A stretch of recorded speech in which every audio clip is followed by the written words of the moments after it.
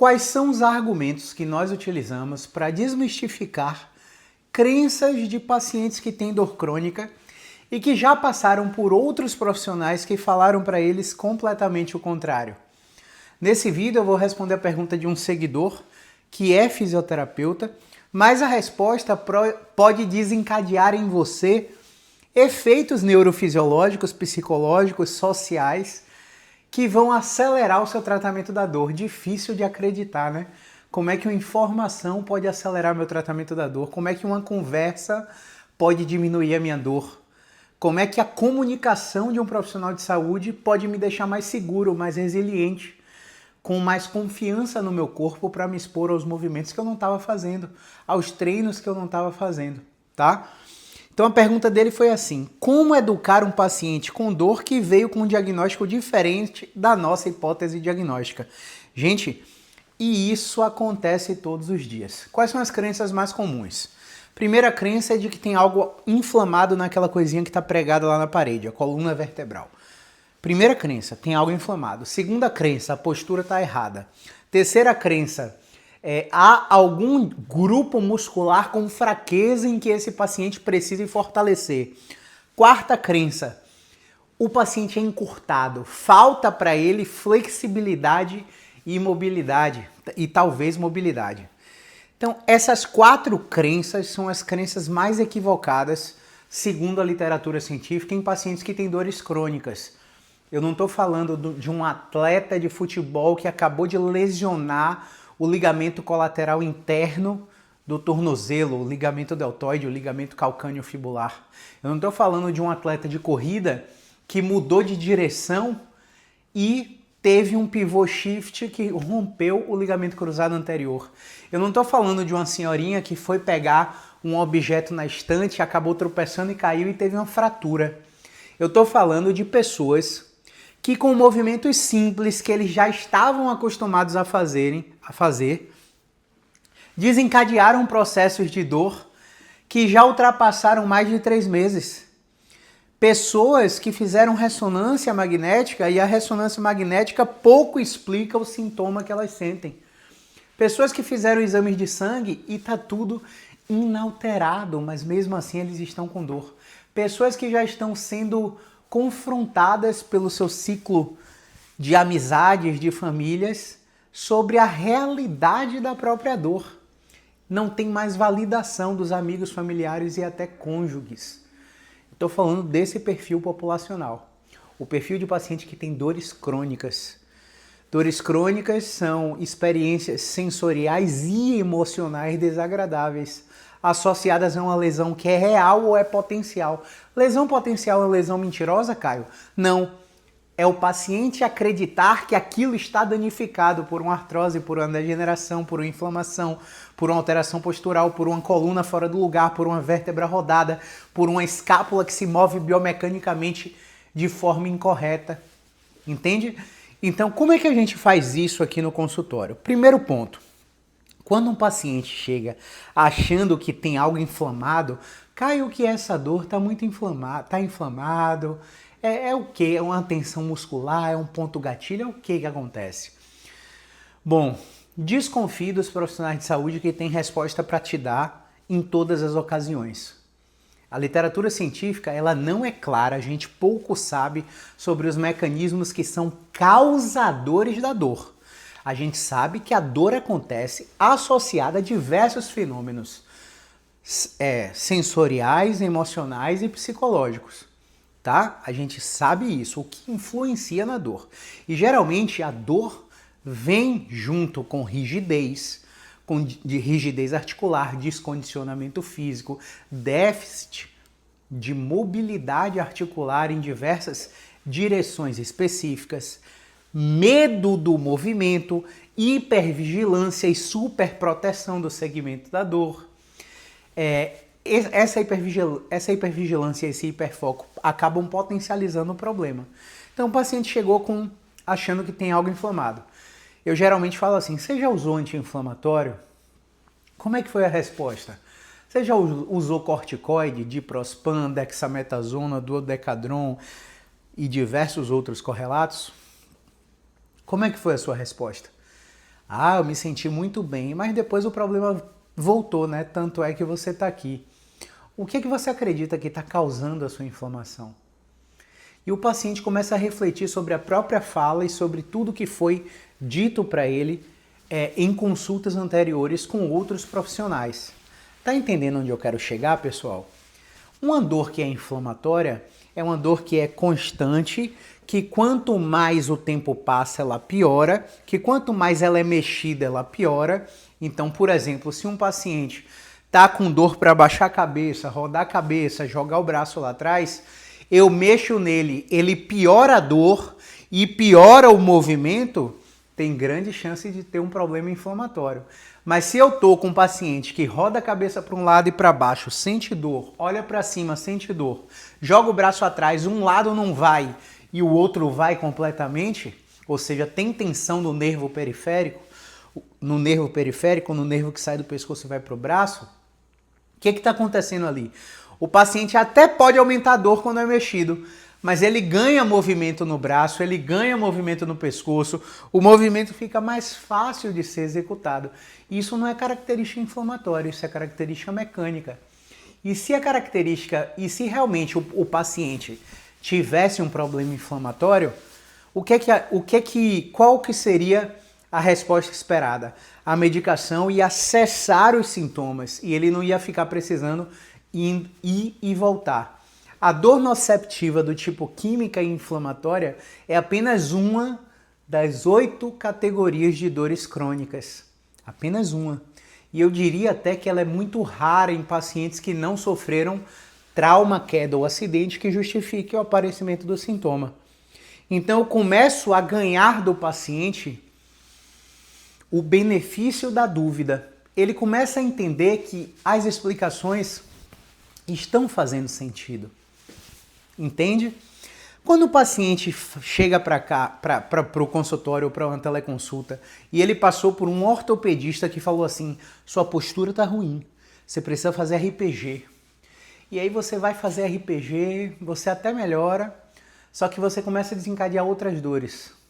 Porque o RPG, assim como qualquer outra modalidade terapêutica baseada em exercício, é exercício e exercício faz bem para a dor. Só que o conceito do RPG, ele é pregado equivocadamente para pacientes com dores crônicas. Então veja o seguinte, conserte a sua postura. Qual é a mensagem subliminar que está aí nesse comando verbal do terapeuta? Eu tenho algo errado na minha postura e preciso me corrigir. Qual é o sentimento que desperta em mim? Eu preciso me policiar, eu preciso estimular a hipervigilância. E aí a hipervigilância fica me fazendo me policiar na elegância máxima, eu começo a ativar musculaturas que não eram para estar cansadas por ativação, eram para estar relaxadas, suaves e não tensas. Começo a ter pontos gatilhos e disfunções de controle do movimento, porque a ideia de me mover como um robô completamente reto vai fazer com que musculaturas que eram para estar relaxadas se tornem tensas. Então, na questão do RPG, o consertar a postura estimula o problema por causa de diversos comportamentos inerentes a esse tipo de comunicação. Você fez RPG por quanto tempo? Você consegue sustentar a postura por 3 minutos?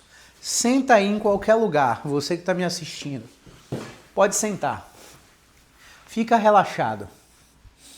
Agora fica elegante. Fica relaxado. Agora fica elegante.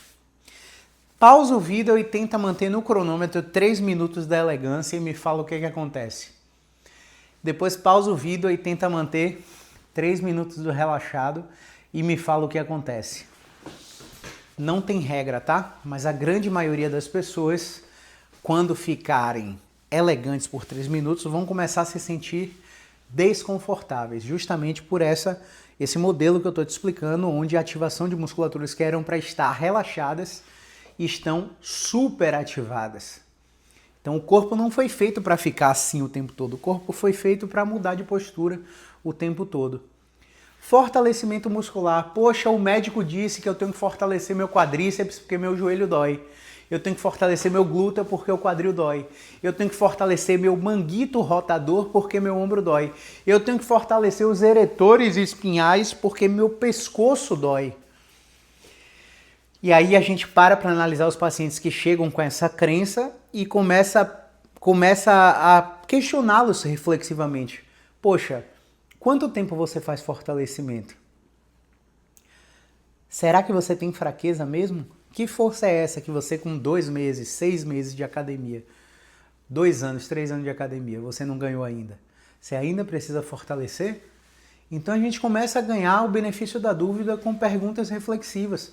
Como é que o cara faz fortalecimento na academia e não melhorou ainda? Como é que um fisiculturista tem dor nas costas, dor cervical, dor na lombar, dor no quadril, dor no joelho? Como é? Então a fraqueza muscular não prediz dor crônica. O fortalecimento muscular não prediz melhora de dor crônica. E a gente começa a apresentar um outro ponto de vista.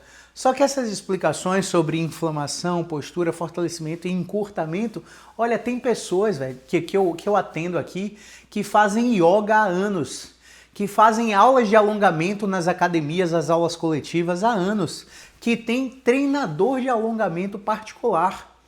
Eu atendo pessoas que fazem ginástica rítmica há 25 anos, ou seja, a flexibilidade não falta nessa mulher, mas ainda assim ela tem dor. Então como é que você explica uma pessoa totalmente alongada, principalmente mulheres e mulheres grávidas, gestantes com dor? Gestantes liberam um hormônio chamado relaxine, ou ocitocina. Os hormônios que as mulheres liberam na gestação, pessoal, vão fazer com que os ligamentos fiquem mais frouxos, gerando uma espécie de excesso de mobilidade articular e grandes flexibilidades. Como é que você explica uma gestante que está com ocitocina lá em cima, com relaxine lá em cima, com muita mobilidade, muita lacidão ligamentar, muita flexibilidade muscular, sentir dor? Se o problema, teoricamente, é encurtamento, a pessoa que é alongada não deveria sentir dor. Pessoas que fazem alongamentos matinais, todos os dias, fisioterapias convencionais com pendulares, rodando o ombro, fortalecendo o manguito, né? Fazendo mobilizações aleatórias, se esticando, se palpando, se massageando, colocando agulhinhas, liberando pontos gatilhos, fazendo massagens. E mesmo assim continuam com dor, tem aquele alívio momentâneo. As pessoas precisam parar de... As pessoas precisam diferenciar bem-estar de tratamento de dor. É claro que o bem-estar constante colabora para um sistema nervoso menos sensível, menos reativo e, portanto, ajuda no controle da dor. Mas se eu estou procurando bem-estar, sensação de bem-estar, eu não estou procurando diretamente o tratamento de uma dor. Porque o bem-estar é apenas um componente de múltiplas dimensões que podem colaborar para o tratamento de uma dor. Eu brinco aqui no consultório, você quer bem-estar? Liga para um amigo que você nunca mais falou, telefona para ele, pergunta como é que ele tá de verdade, abre os ouvidos, respira fundo e se prepara para escutar mais do que falar. Vai para uma mesa de bar, toma uma cervejinha com seus amigos, esporadicamente, isso não é rotina, o álcool não ajuda no controle da dor, pelo contrário, atrapalha, tá? Mas que você tenha um momento de lazer tomando um vinho com sua amiga, com seu amigo, com sua esposa, com sua namorada, com seu marido. Um momento de lazer que vai te gerar bem-estar. Às vezes uma conversa franca com um amigo gera bem-estar. Às vezes um ritual que proporcione conexão com a sua espiritualidade, independente de religião, assistir uma missa, assistir um culto, né? Que te ligue mais com intimidade com Deus, vai te gerar bem-estar, mas não necessariamente vai controlar a sua dor. Então essas técnicas de alongamento, de massagens, tudo isso aqui que eu falei vai te proporcionar bem-estar, mas não necessariamente vão diminuir a excitação do seu sistema nervoso central, fazendo com que vocês controlem a dor. Então a dor, pessoal, é multifatorial.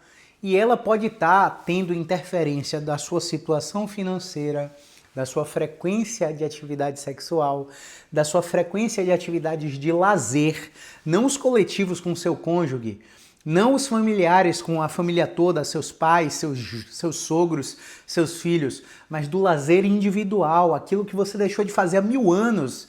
Eu não me lembro a última vez que eu peguei um baba com meus amigos. Isso é lazer individual no meu caso. Por exemplo, uma paciente minha não se lembra da última vez que ela foi fazer uma aula coletiva de dança, de fit dance. Então os momentos de lazer individuais interferem no sistema nervoso, fazendo com que o paciente tenha mais reatividade e, por consequência, mais dor. Olha como as coisas interferem. Relações no trabalho, sobrecarga, autocobrança, cobrança externa. Eu falo disso em praticamente todos os vídeos. Se você é um seguidor raiz aqui, você está cansado de ouvir sobre isso, está cansado de me ouvir falar sobre isso. Então, quando a gente expõe esse tipo de reflexão, os pacientes tendem a nos dar os benefícios da dúvida. Mas é claro que a gente sempre vai encontrar aquele paciente, alto poder aquisitivo, alto nível de conhecimento na área dele, o cara é um arquiteto top player do seu mercado, é um médico top player do seu mercado, é um advogado, enfim, ele tem muito nível de conhecimento, muito nível de competência na sua área profissional e acesso a diversos profissionais de saúde porque tem bala na agulha. É um cara que já foi para os Estados Unidos, já foi para o Einstein, já foi para o Sírio-Libanês, já se consultou com 13 médicos diferentes. E aí chega aqui e vai ouvir o que Caio tem para dizer. E muitas vezes, isso já aconteceu 2 vezes, eu não me esqueço, tá? Foi um aprendizado absurdo para mim.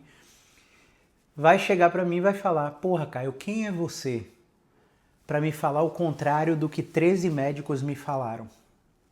Então, muitas vezes, nessa batalha de desmistificação de crenças, onde o paciente acredita que uma coisa que não tem nada a ver com a dor dele é o que está influenciando na dor dele, e uma coisa extremamente simples, que é o que eu estou mostrando para ele, apresentando para ele, está influenciando na dor dele, ele não acredita no que eu estou falando, muitas vezes nessa batalha, nesse embate, nós vamos perder. E sincero e honestamente, eu não tenho pretensão nenhuma de ganhar todas as batalhas. A minha pretensão é passar essa mensagem para cada vez mais pessoas. Porque muitas vezes as pessoas que me procuram precisam ter passado pelo sistema convencional de emergência, consulta, emergência, infiltração, bloqueio, injeção, medicação, ressonância, médico especialista, tratamento cirúrgico, insucesso nesses tratamentos para então chegar aqui por essa porta com abertura. E o que seria essa abertura? Flexibilidade psicológica para aceitar um novo prisma sobre a própria ótica da dor que ele tinha. Uma nova visão. E não só uma nova visão, mas a resiliência necessária para entender que aqui não vai acontecer um milagre com 2, 3, 4 sessões. Aqui vai acontecer um processo de melhora que começa com 8, 12 semanas. No mínimo, menos tempo que isso é insuficiente para ensinar tudo que a gente precisa ensinar para você, para que você de fato controle a dor dos seus pacientes, para que os pacientes controlem a dor.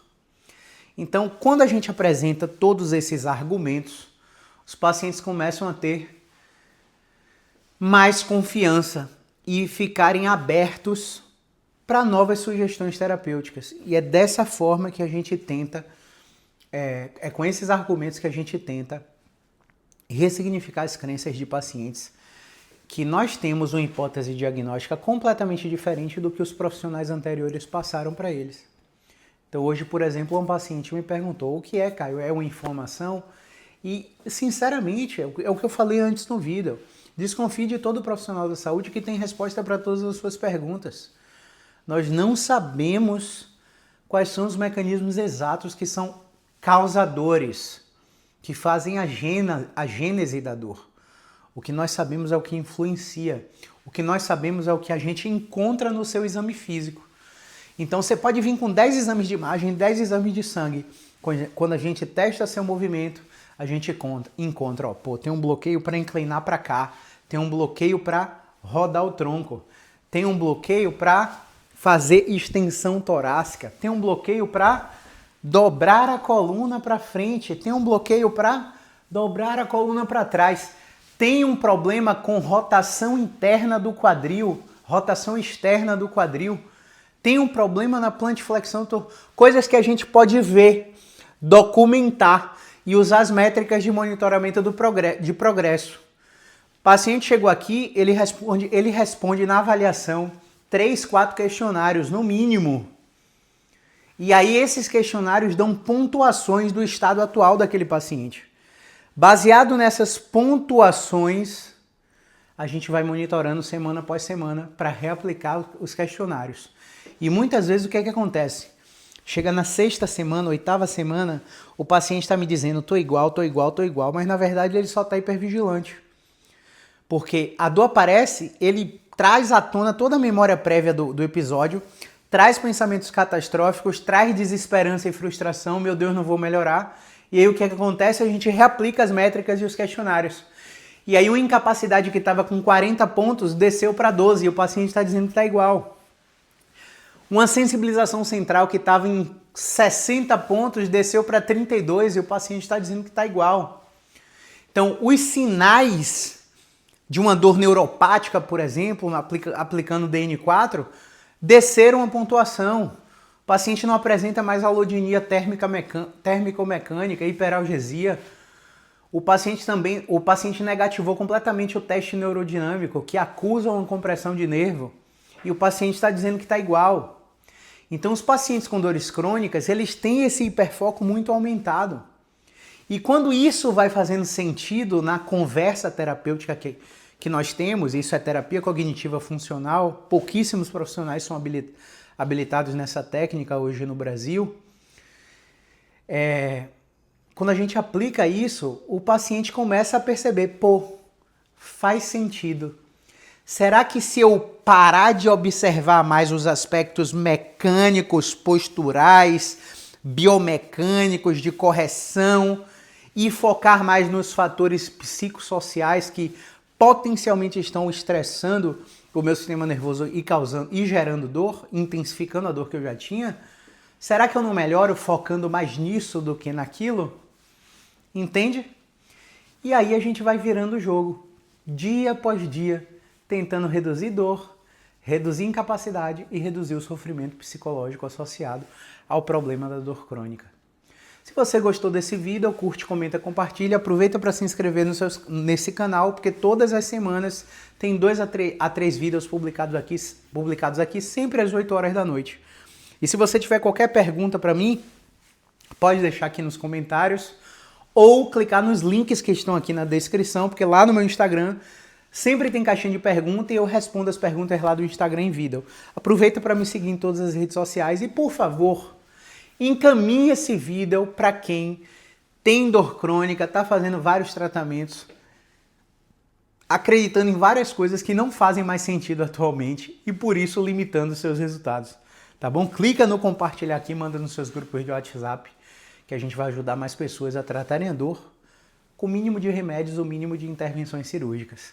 Mas sem criar aquele pânico. Ah, não pode usar remédio não, que nada de remédio. Tem paciente que precisa de remédio. Tem paciente que precisa de bloqueio. Tem paciente que precisa de cirurgia. Mas não é uma ressonância só que vai mostrar isso, como muita gente faz lá fora. O que vai mostrar isso é o exame físico completamente comprometido, que vai ser feito ou presencial ou online. Porque todo exame físico, neurológico, músculo-esquelético, ele é feito por base de movimentos. Então eu só preciso estar daqui pedindo para você fazer os movimentos e você só precisa estar daí fazendo os movimentos que a gente pedir. E aí a gente vai coletando as respostas e tratando você exatamente igual que a gente faz com nossos pacientes presenciais. Tá bom? Um grande abraço, o movimento é vida.